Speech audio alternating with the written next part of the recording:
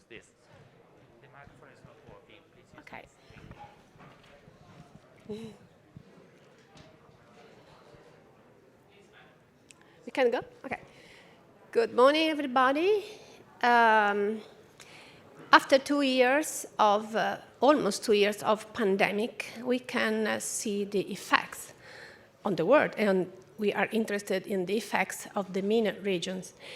And some problems got worse. I'm thinking about unemployment rate for young people mostly. I am thinking about disruption in core health system. I'm thinking about poor business environment. And these problems affect mostly young people, women, refugees. And we don't have to forget that the MENA regions gives shelter to 9 million refugees, while European Union, to make a comparison, less than a third. According to a recent estimate, in the region, 18 million people are at risk of falling into poverty due to the economical slowdown. And if economy slows down, everything gets worse, and including the social organization and the social contract. We would like to think here that an eventual recovery from the pandemic could give the region the opportunity of tackling some of the problems the region has, structural problem, and maybe also reshape the social contract, building a more inclusive society. So, of these opportunities and challenges at the same time, I would like to talk with our two speakers, Nasser Kamel, who is the Secretary General of the Union for Mediterranean, and Ulrik Vestergaard Knudsen, Deputy Secretary General of OECD. I will start with Mr. Kamel.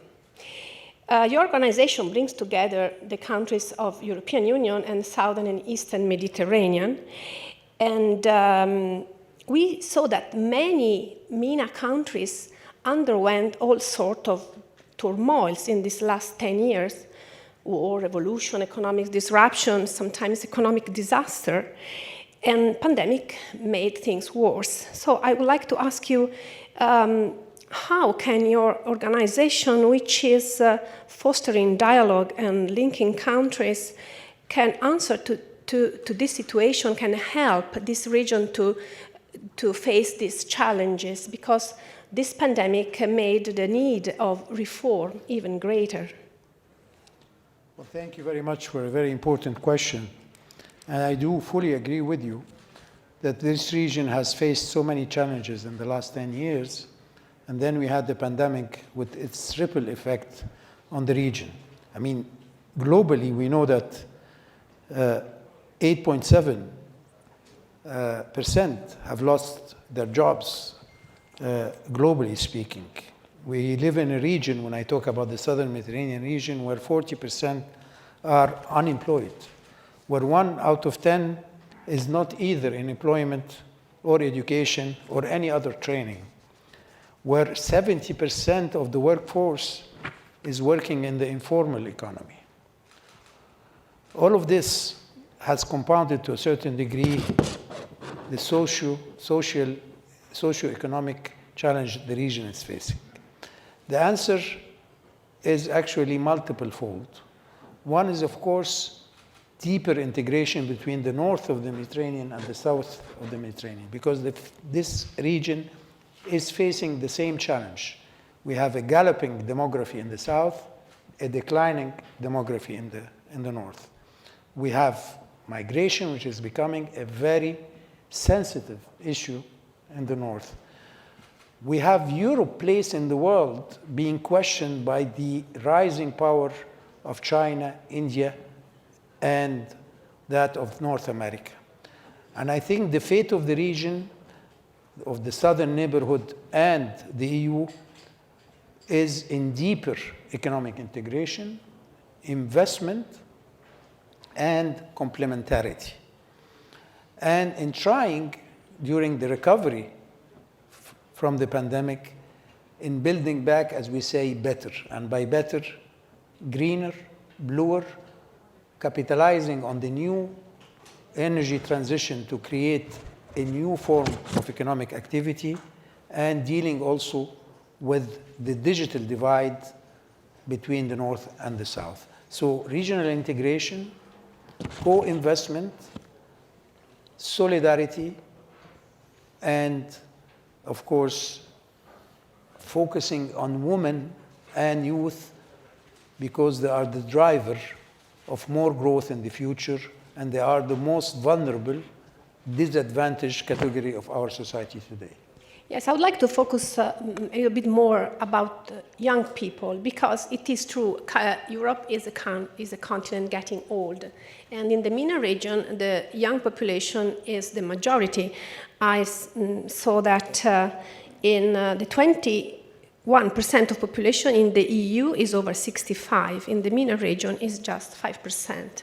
So we have a huge amount of young people with no job, with no future.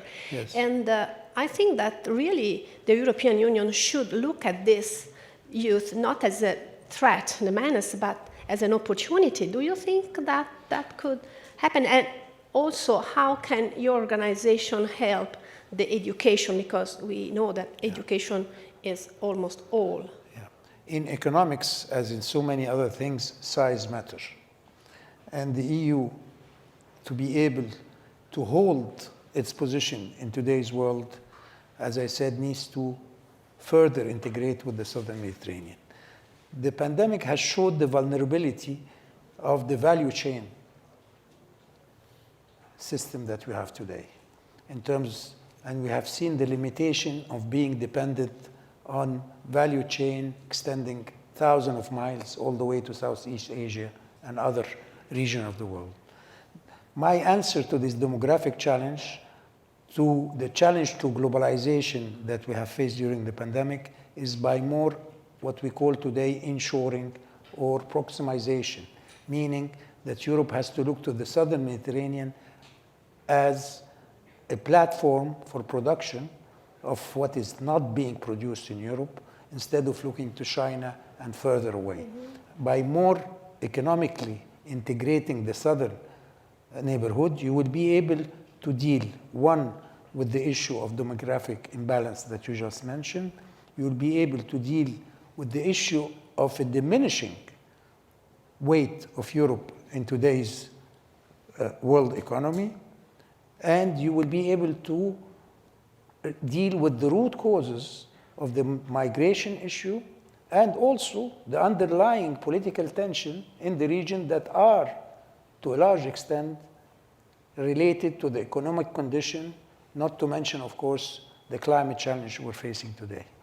So more cooperation, more integrating the southern neighborhood economies within a larger context of a Euro-Mediterranean framework of cooperation. Do you think that the recent new agenda for the Mediterranean that the European Union established, and the very recent global gateway, which allows up to 30 billion euro for investment in the Mediterranean region, can help, are really something, or is just on the paper?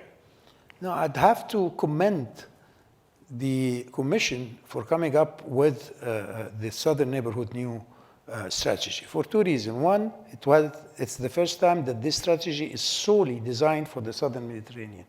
The previous one was done for the Southern and Eastern neighborhood, and it wasn't customized to the real needs and to the reality in the South Mediterranean. Second, it comes with an investment plan, and that's extremely important. This 30 billion, actually it's not 30 billion, it's 7 billion, with the ability to mobilize behind, as you rightly mentioned, 30 billion and even more.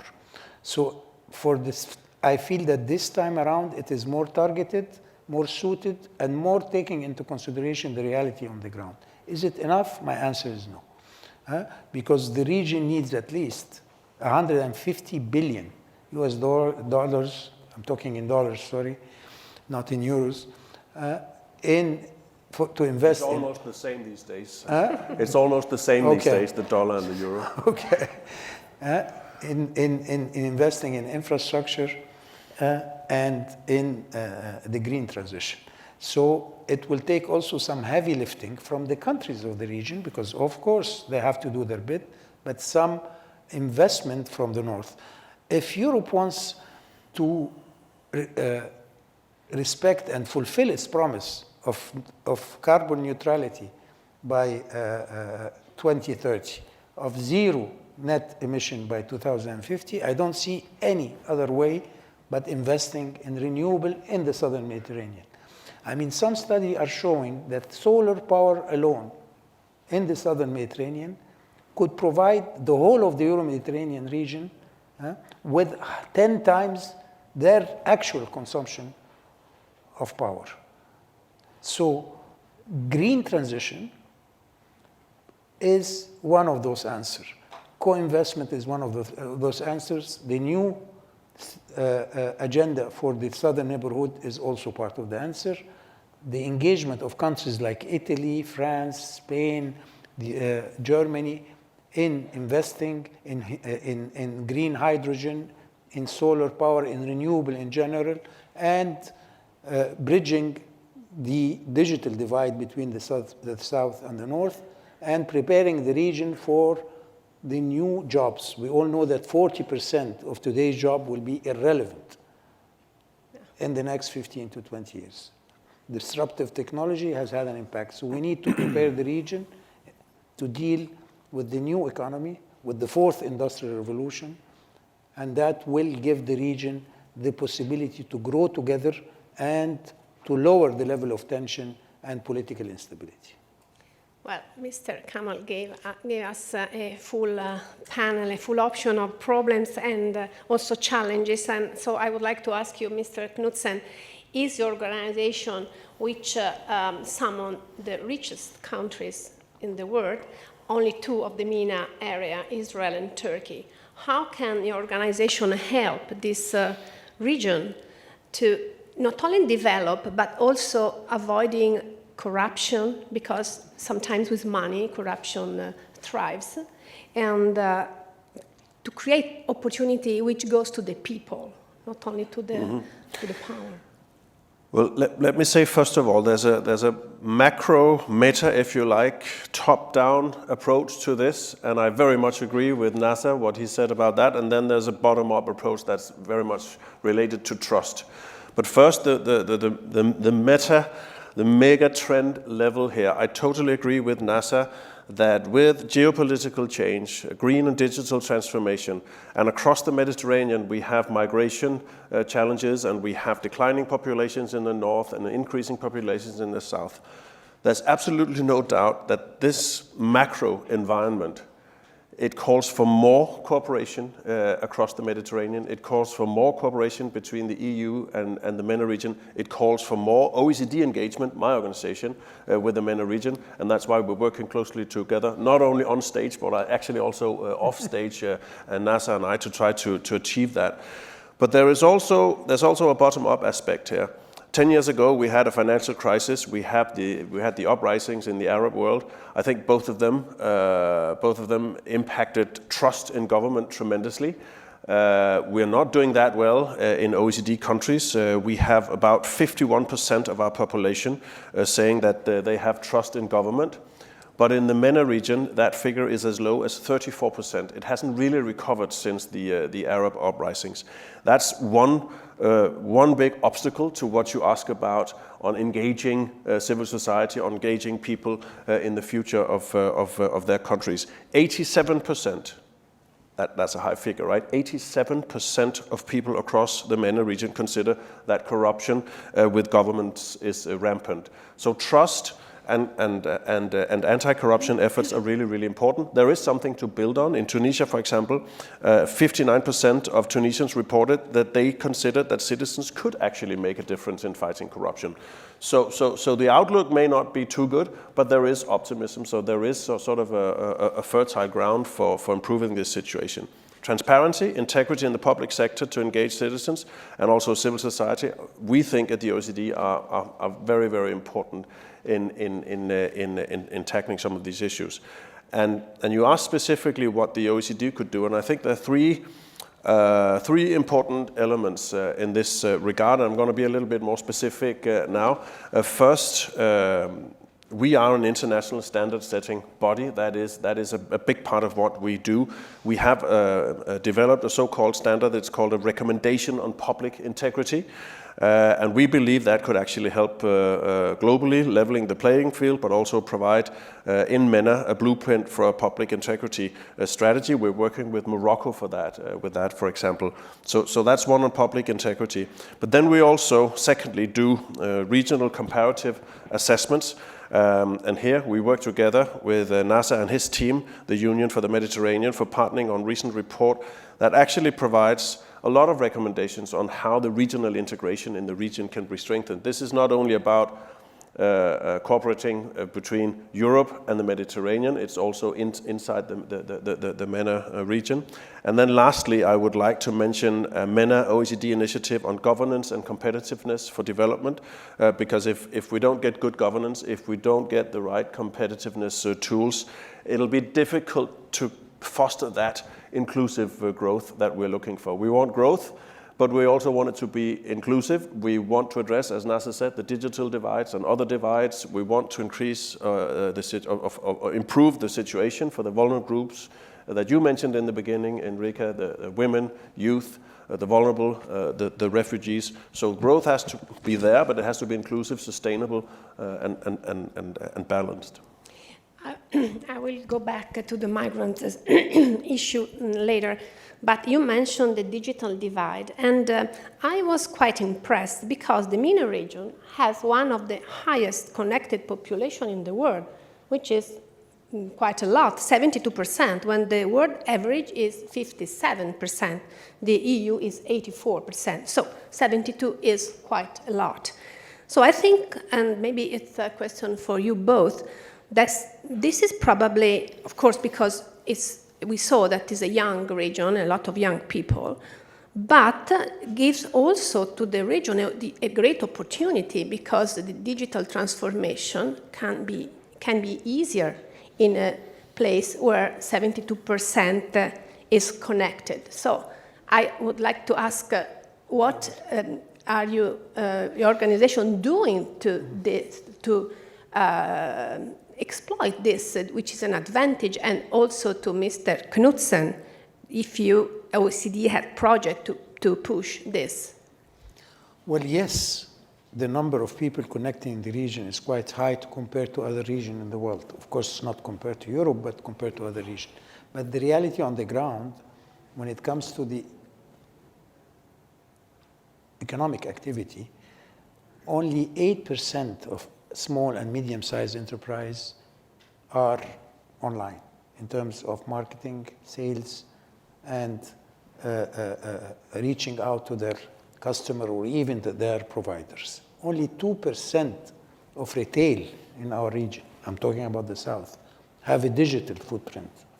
So the high level of connectivity in the population has not yet been translated into the real economy. And this is where we need me and us and the OECD and everybody else to work on that by mainstreaming digitalization, by democratization of digitalization in the business, in the manufacturing sector, in the retail sectors, by training our youth on using their access in a useful and productive way. And it's easier in our case than other regions because we are connected, but we are not necessarily using this connectivity in order to increase our economic activity, except in one sector where we are actually scoring quite high, which is the fintech. All those new applications, online banking, non-banking financial service are extremely very advanced in our region. But the rest, we're still way behind. And I think if we don't deal with that, we will lag behind in terms of even GDP growth in the next few years. And here it's a challenge that we need to deal with in order to bring or to bridge that divide between the connectivity and the economic impact of that connectivity on the real economy. Maybe to Sure. I think again the two levels here. There's a country-specific level, and then there's perhaps a more regional, global level. On the country-specific level, I think the high degree of connectivity in the MENA region is really, really good news, because it ties with what we've been discussing so far. It is actually an extra opportunity, an extra channel to engage with citizens, to engage with civil society. If you have that kind of connectivity, you have better ways of succeeding with the digital government. We've been promoting what we call an open government agenda. We've been working with Tunisia and Morocco on that. They've actually adhered to our recommendation on open government. The digital environment gives them a better way of digesting, or putting digestible information to citizens, to consult stakeholders, and to engage citizens in a different way. So that's one thing that's very, very important. But I would also, again, go 10 years back. And if you look at where we were 10, 12 years ago when we were exiting the last big financial crisis, we turned on the engine of globalization full on, because that was the only economic engine we knew. I think we were right to do so. But maybe somewhere along the way we forgot that globalization does not by itself automatically distribute the benefits evenly. Now we're at the end, I hope, of another crisis, a pandemic, an economic crisis. And we're again turning to globalization, and this time round, perhaps also increasingly, the digital transformation.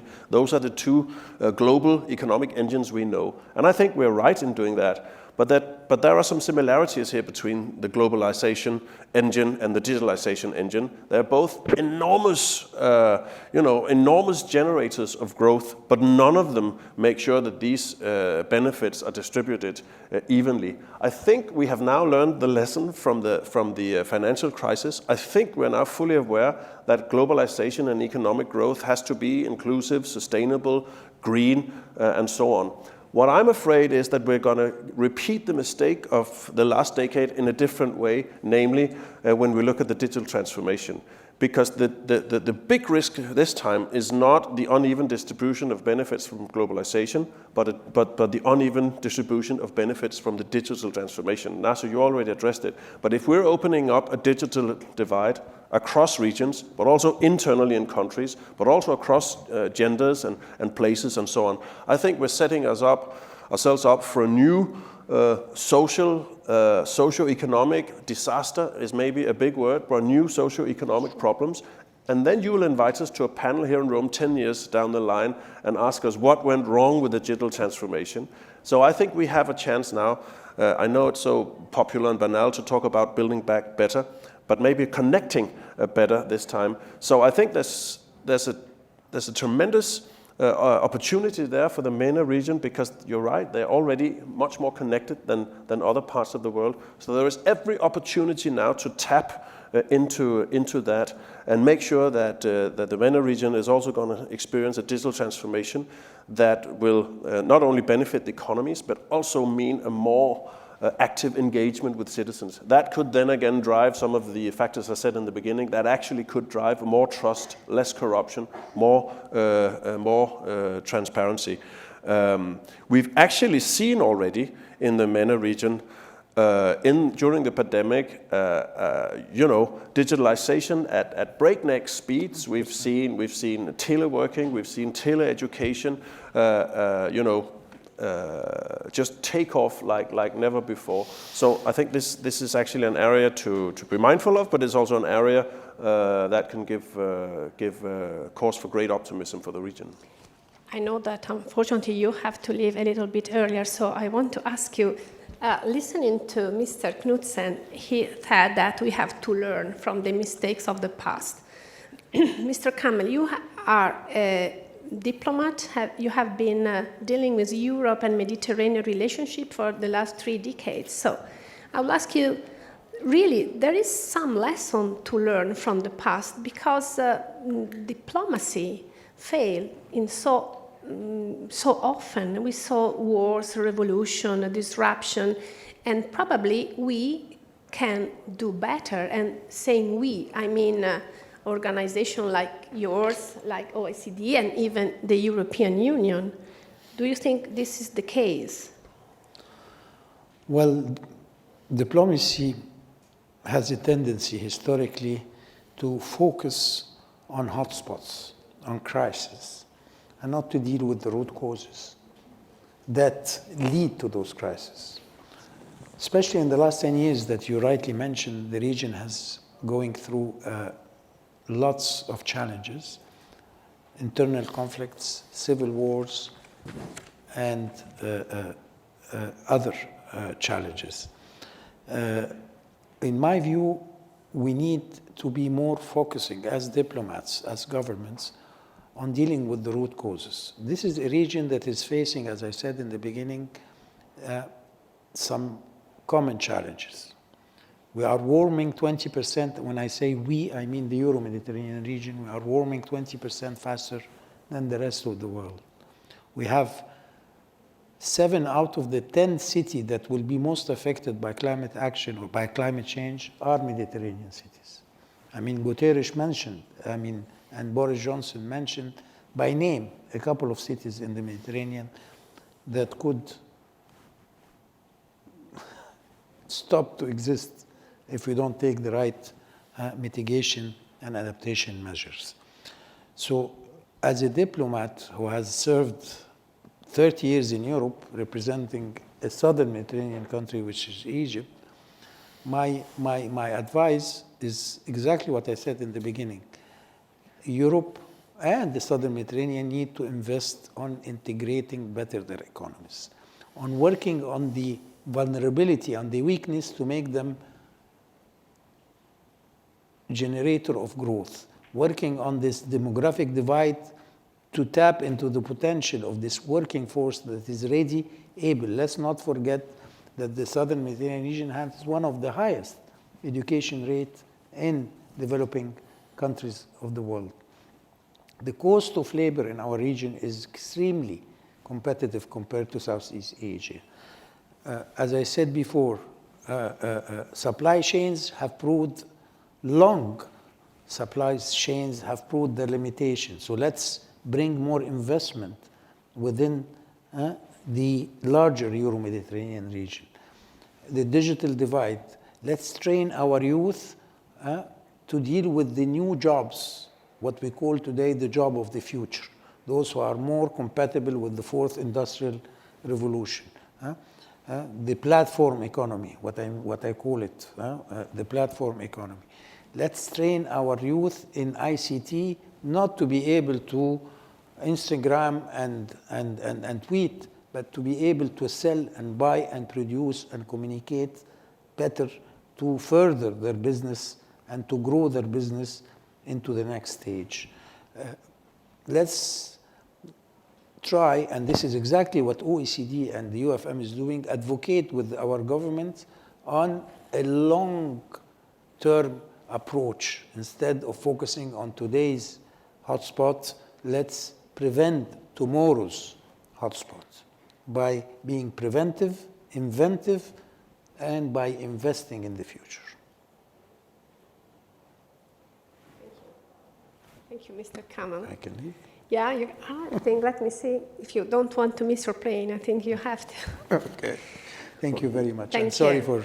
We continue. Well, investing in the future and have long-term vision is something that we see the politics have some difficulties because they have to face elections. So it's really difficult to do something which has a long-term vision. Maybe an organization like yours can help in that. Let's think, he mentioned the climate change. Really, Mediterranean is getting worse 20% faster.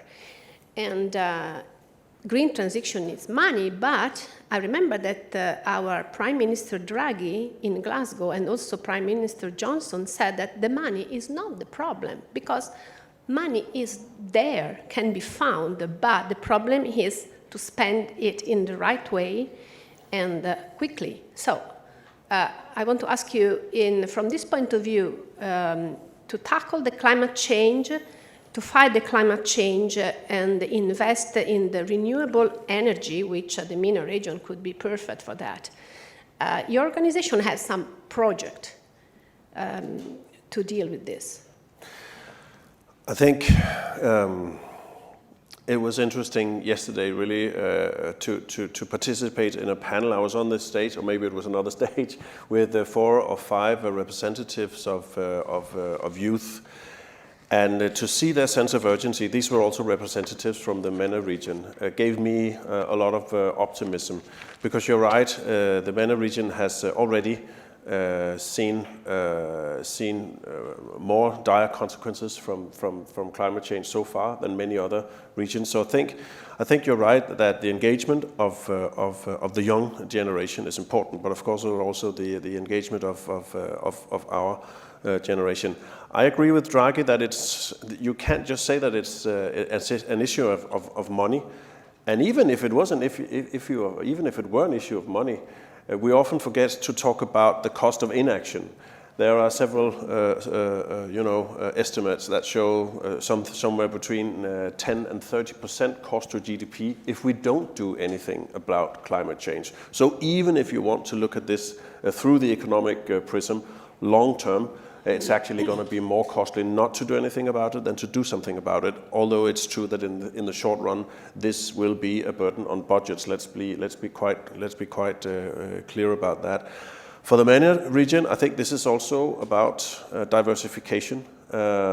Many countries in the MENA region, of course, are very much dependent on oil, both as consumers and producers.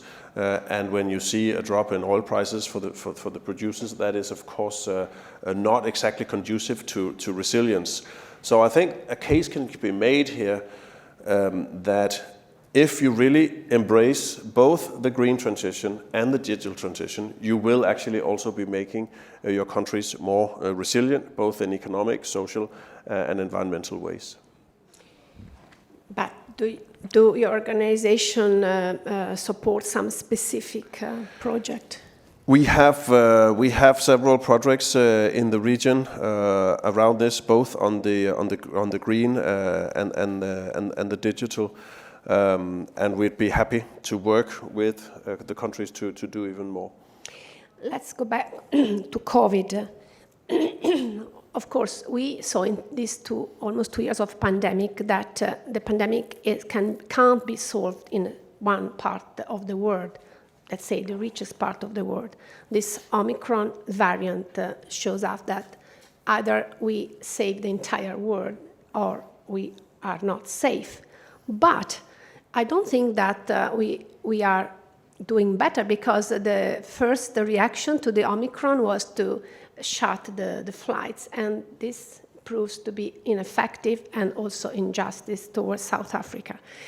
And let's see the vaccine divide, which is really still big. The vaccine is the only weapon we have so far. In the MENA region, what struck me is we have the worst 5 countries in the world for vaccinated population: Yemen, Syria, Libya, Iraq, Egypt, all under 10% of vaccination rate of adult population. So I think that this is something that has to be solved. We rich countries have to do something to help, not only provide vaccine, but also distribute vaccine to these countries which are so near us. What your organization is doing something on that. Mm-hmm. I perfectly agree. And we said when we delivered, we delivered our economic outlook earlier this week. But the last time we did that, in the spring, I think it was in May, we said quite clearly to the world's decision makers and politicians that even though we're headed for monumental growth globally this year, we were headed for about 6% growth. We haven't had growth in that magnitude since 1973. So the biggest growth this year in 50 years. We said in May, but we're not going to realize the full potential of it. We're not going to have an evenly spread growth unless we vaccinate all. And the biggest threat to the economic recovery is actually not economic, it does not stem from the economy as such. The biggest threat to the economic recovery, we said in May, stemmed from not vaccinating all, because we're not out of this pandemic until everyone is out. And what do we see? Then we see the Delta variant coming, now we see the Omicron variant coming, and again bringing economic growth, not only in developing countries and the MENA region and developed countries, OECD countries at risk, but basically the global recovery is now again at risk, and we are downgrading our prognosis for growth this year. And we are now saying again and urging governments around the world to make sure that vaccination reaches all, because not only is it the right thing to do, it's the thing you should do out of solidarity, but it's even in the interest of the governments who are holding back on these vaccinations. It was a failure because I don't think failure is too strong a word.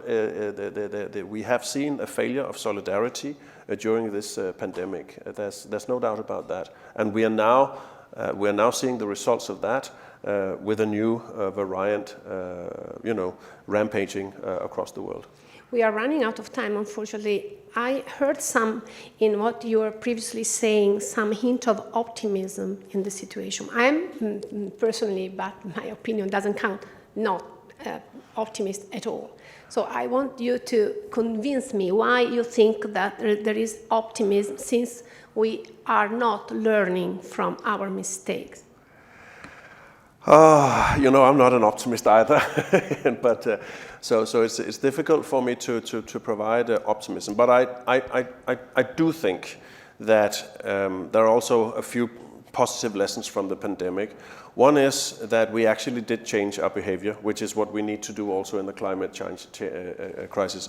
The other thing is that we've spent a lot of time the last 10 years saying that globalization doesn't work and so on, but we would not have been able even to create a vaccine if we hadn't had globalization and a lot of cooperation across continents, across public-private sectors. So it was actually quite a miracle that we were able to, as a planet, to develop this vaccine so quickly. So the world moves ahead in a constant mix of progress and downturns, and there's lots to dive into there for both optimists and pessimists. I would like to say one thing at the end, because I'd hope I'd have a chance to say that as well.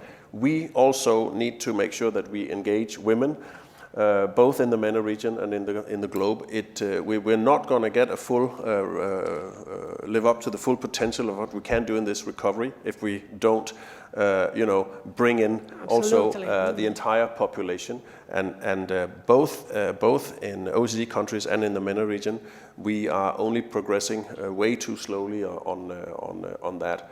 And it has not helped the situation, of course, that the women have been harder hit by the pandemic because they're working in informal sectors, in agriculture, in domestic work, and so on. So that could be one cause for optimism if we could take positive steps towards gender equality and inclusion of women in a recovery that's green, sustainable, balanced, and inclusive. So the only hope is on women. Okay. Let's end that way. In a year time, if we will make some progress. Thank you very much, Mr. Knudsen. Thank you, everybody.